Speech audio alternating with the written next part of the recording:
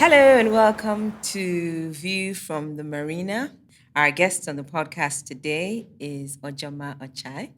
Thank you, Ojoma, for making the time to join us today. I'm really excited about this conversation we're about to have.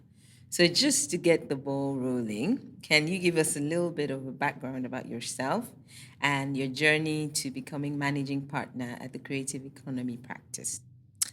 Right. Thank you for having me, first of all.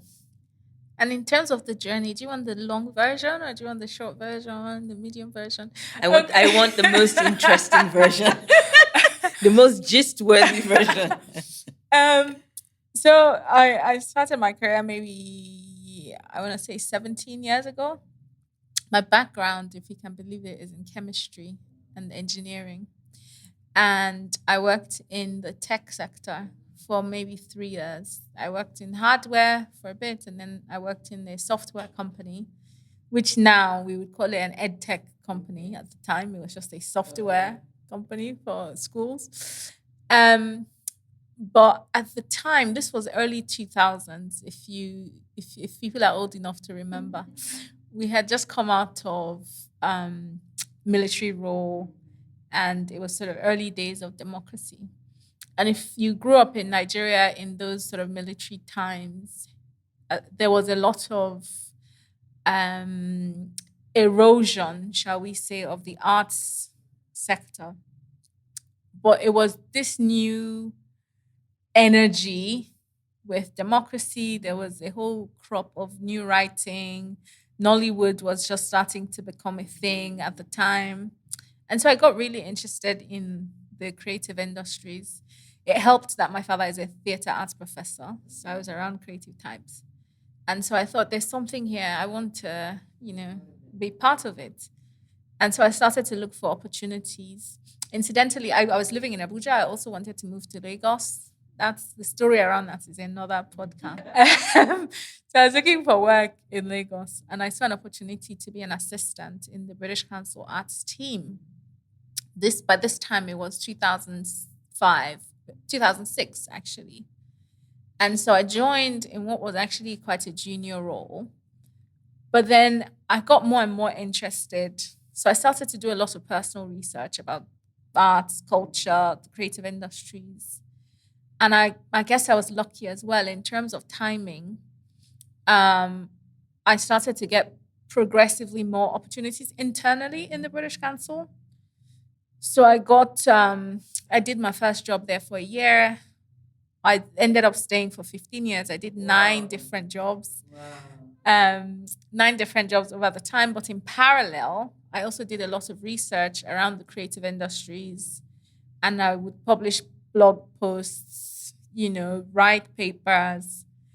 And so, in parallel to the British Council, I got involved with UNESCO and work that UNESCO does in the cultural and creative industries. And so, from 2012, I joined what is called the expert panel for UNESCO for the cultural and creative industries.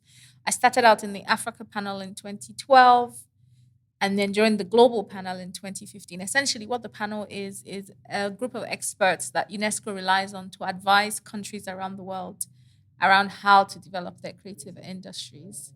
And so it's a range of things. This morning, I just got back from Jamaica. I was saying where I was helping them develop a new bill for the creative economy. So that's one example. Sometimes they'll send you to train people. So it's a range of So things. this is in parallel to what you do at the Creative Economy. Oh, this is the journey Oh, this is towards journey. the Okay. creative economy practice. Yeah. So I did lots of things between when I started out in the arts in 2006, British Council UNESCO. I did a lot of consultancy for organizations like the World Bank and so on. But about 5 years ago, again, looking around, I started to see that there were different trends in technology that were affecting the creative economy, right? Music, film, online consumption of content, gaming was blowing up, animation, and so on. So again, I started to do lots of research and started to write about it. And the more I wrote about it and researched it, the more I thought there's an opportunity here at the intersection of technology and creativity. In the same way that there's intersections with financial services and tech, for example, and there's fintech, there's also createch. And so, exactly. So I decided to leave my job at the British Council to start this company with CC Hub. Some people may be familiar with CC Hub. So them and I started the creative economy practice, which is really seeking to stimulate the application of technology in the creative sectors. And so looking at how might Nigerians, Africans build the technologies and the technology-based businesses that will disrupt film or music or fashion or visual and performing arts and so on and so forth. So that's the journey in a very, very abridged nutshell. I can tell that, like you said, that's another podcast. I feel like I'm going to have you come back and we'll have a conversation around that, just, because I think there's a lot there that people, even I don't realize, well, a lot of people don't realize as well, like, where, like you said, the intersection of creativity and tech, and how tech can drive and even disrupt how creatives work. Or how creatives create.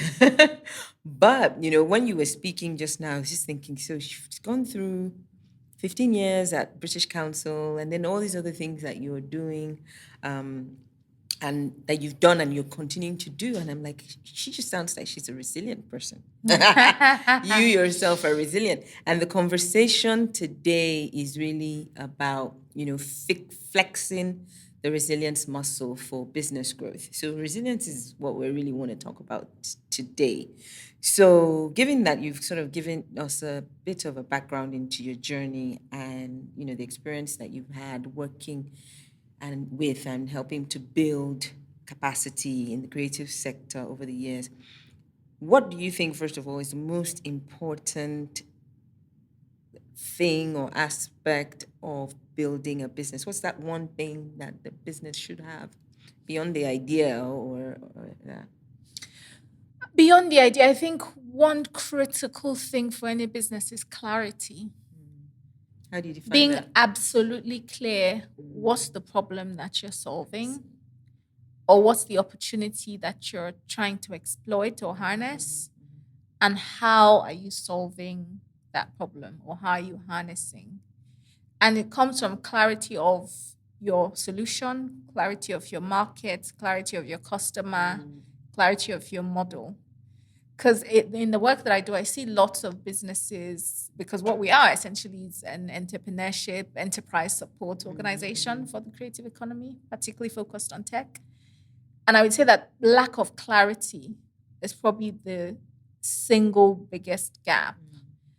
And I feel it's most important because once you're clear, then you know where you're going, right? And then even when distraction comes, even when setbacks happen, you know where you're going.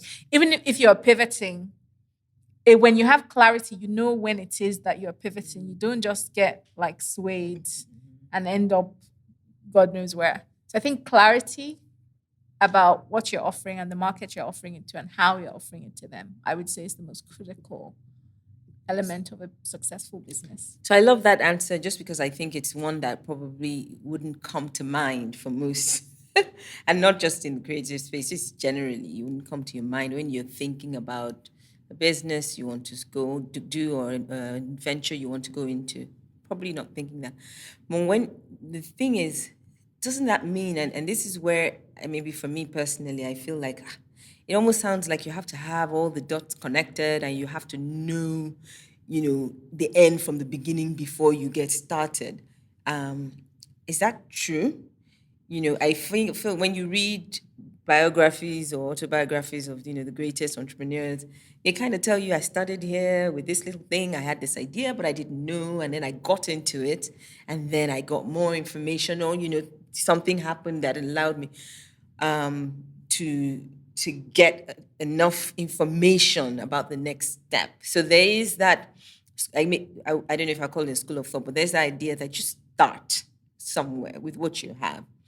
And then there are the other people who kind of say, you've got to have it. What is your business model? What's your ROI? What are the dots? Before you start today, you should know 5 years from now where you're going to be. Where do you stand in between those two schools of thought? Firmly in the middle. So I think when I say clarity, I think even if you're starting with what you have, you need to be clear what's that starting point. So in tech, for example, you talk about the minimum viable product, Yeah. right? Is the starting points. So you have to be clear, like what is that minimum viable product doing, and who is it doing it for? So even if you're starting with 1/10 of the whole range of things you want your business to do, even at 1/10, you need to understand absolutely clear what what's that the pain 1/10 points. Yeah, how's it going to make money? And and it doesn't always work.